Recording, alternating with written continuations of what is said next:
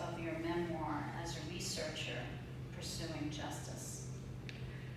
You know, I think that it started when I was teaching.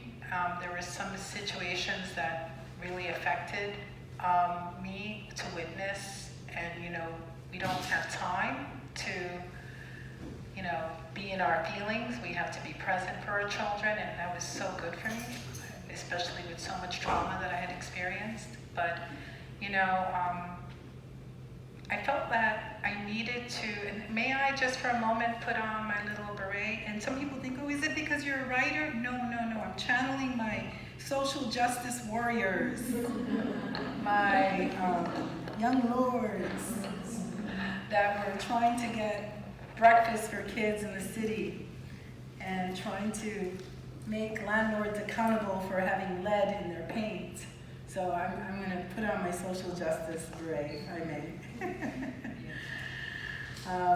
So yes, social justice came, I think, after I started to teach, and I felt like I needed to be responsible for the beings that were before me.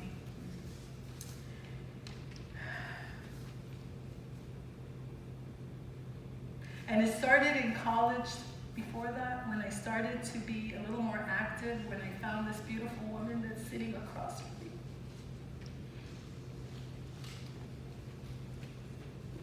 Whose father was very socially active and a professor and a great father, so present in life. And that's when I decided, you know what? I think I could make a difference. It didn't work with my mother, but it could maybe work in some other way. And so I became very active in Latino cultural and women's student organizations, and then I started to really get focused on women empowerment. I thought that was important for me. And as a teacher,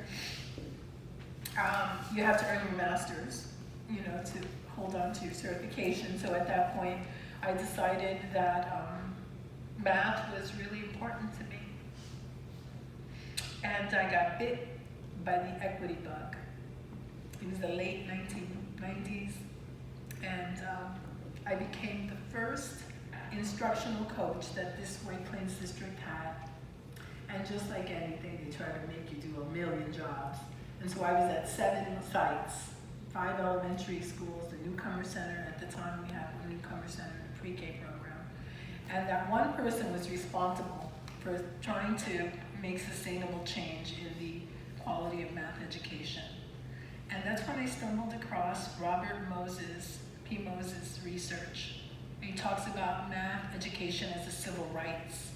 Because what happens is, if you seal off the opportunity for a child to have quality math education, what you're essentially doing is affecting their citizenry.